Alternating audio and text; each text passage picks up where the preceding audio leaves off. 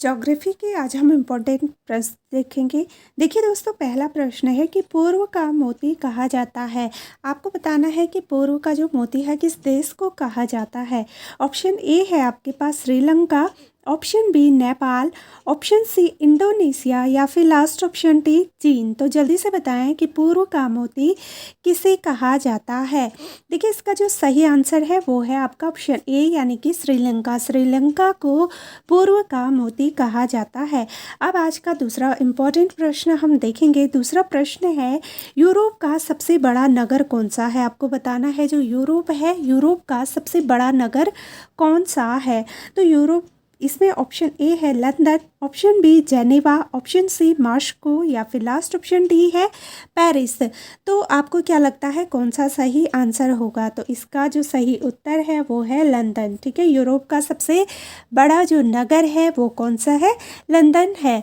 अब आज का हम अगला प्रश्न देखते हैं। अगला महत्वपूर्ण प्रश्न है, सबसे छोटा महाद्वीप कौन सा है। इससे पहले वाली वीडियोस में मैंने आपको बताया था सबसे बड़ा महाद्वीप। आज मैं पूछ रही हूँ सबसे छोटा महाद्वीप कौन सा है। ऑप्शन ए है आपके पास अफ्रीका, ऑप्शन बी है यूरोप, ऑप्शन सी है ऑस्ट्रेलिया या फिर लास्ट ऑप्शन डी है एशिया। तो जल्दी से बताएं सबसे छोटा महाद्वीप कौन सा है। तो देखिए दोस्तों, जो सबसे छोटा महाद्वीप है वो ऑस्ट्रेलिया है। ठीक है, ऑस्ट्रेलिया क्या है आपका सबसे छोटा महाद्वीप है। अब आज का अगला प्रश्न देखते हैं। यू आकार की घाटी का निर्माण होता है। जो यू आकार की घाटी होती है इसका निर्माण कैसे होता है वो आपको ऑप्शन में बताना है।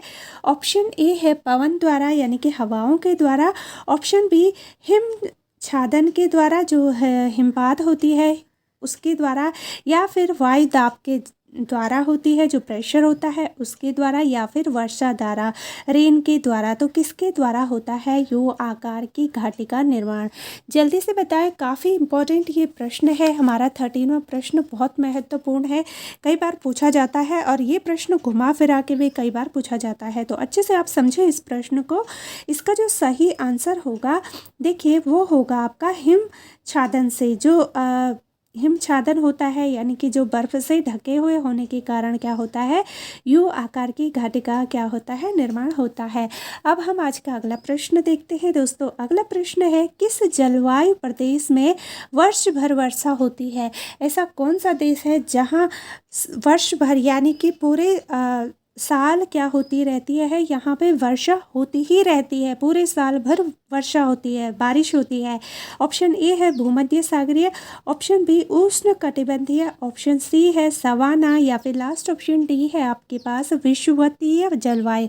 तो जल्दी से बताएं कि ऐसी कौन सी जलवायु प्रदेश है जहाँ पे कि वर्ष भर यानी कि पूरे साल भर वर्षा होती रहती है। तो इसका जो सही उत्तर है ऑप्शन डी है। जो विषुवतीय जलवायु होती है तो उस प्रदेशों में क्या होती है, पूरे साल भर आपकी वर्षा होती रहती है। ठीक है, तो कौन सा है, ऑप्शन डी है विषुवतीय जलवायु। ठीक, इसके बाद हम अगला प्रश्न देखते हैं। काफ़ी इम्पोर्टेंट प्रश्न है। खट्टे और रसदार फलों के प्रसिद्ध देश हैं। जो खट्टे फल होते हैं और जो रसीले फल होते हैं उसके लिए कौन सा प्रदेश प्रसिद्ध है। ऑप्शन ए है सवाना प्रदेश, ऑप्शन बी भूमध्य सागरीय प्रदेश, ऑप्शन सी है मानसूनी प्रदेश या लास्ट ऑप्शन डी विषुवत प्रदेश। तो दोस्तों जल्दी से बताएं कौन सा खट्टे और रसीले फलों के लिए प्रसिद्ध देश है। तो इसका जो सही आंसर हो जाएगा ऑप्शन बी यानी कि भूमध्य सागरीय प्रदेश। जो भूमध्य सागरीय प्रदेश होते हैं वो क्या होते हैं, खट्टे और रसदार फलों के लिए प्रसिद्ध होते हैं। अब आज का हमारा 16वां प्रश्न है, काफ़ी इम्पोर्टेंट प्रश्न है। परिश्रम का प्रदेश किसे कहा जाता है। जो परिश्रम का प्रदेश है उसे किस देश को कहा जाता है। ऑप्शन ए है पूर्वी यूरोपीय को, ऑप्शन बी उत्तरी यूरोपीय को, ऑप्शन सी पश्चिमी यूरोपीय को या लास्ट ऑप्शन डी दक्षिणी यूरोपीय को। तो किसे कहा जाता है परिश्रम का प्रदेश। इसका जो सही आंसर है वो होगा पश्चिमी यूरोपीय को। जो पश्चिमी यूरोपीय होते हैं उसे क्या कहा जाता है, परिश्रम का प्रदेश भी कहा जाता है। दोस्तों इसे याद करने के लिए आपको याद रखना है परिश्रम और पश्चिमी यूरोप। ठीक है, पश्चिमी और परिश्रम थोड़ा बहुत मिलते जुलते हैं, तो ऐसे भी आप याद रख सकते हैं। आज का अंतिम प्रश्न देखेंगे। आज का अंतिम प्रश्न है, पेंगुइन पक्षी कहाँ पाए जाते हैं। बहुत इजी यह प्रश्न है। आई होप आप सभी को इसका उत्तर पता होगा। तो जल्दी से कमेंट करके बताएं, पेंगुइन पक्षी पाए जाते हैं। ऑप्शन ए है अंटार्कटिका में, ऑप्शन बी न्यूजीलैंड में, ऑप्शन सी अफ्रीका, या लास्ट ऑप्शन डी दक्षिण अफ्रीका में। तो कहाँ पाए जाते हैं दोस्तों पेंगुइन पक्षी? आपने देखे होंगे, टीवी में देखे होंगे। अगर आप ऐसी जगह रहते हैं जहाँ पे नहीं है पेंगुइन पक्षी, तो आपने टीवी में या फिर इमेजेस और जो टेडी टाइप के होते हैं वो भी मिलते हैं, तो ज़रूर आपने देखे होंगे। तो आपको पता होना चाहिए कि पेंगुइन पक्षी कहाँ पाए जाते हैं। काफ़ी प्रसिद्ध है यह पक्षी और काफ़ी बार यहाँ से प्रश्न पूछे जाते हैं। तो दोस्तों, जो पेंगुइन पक्षी है यह पाया जाता है अंटार्कटिका में। ठीक है, ऑप्शन ए बिल्कुल सही हो जाएगा।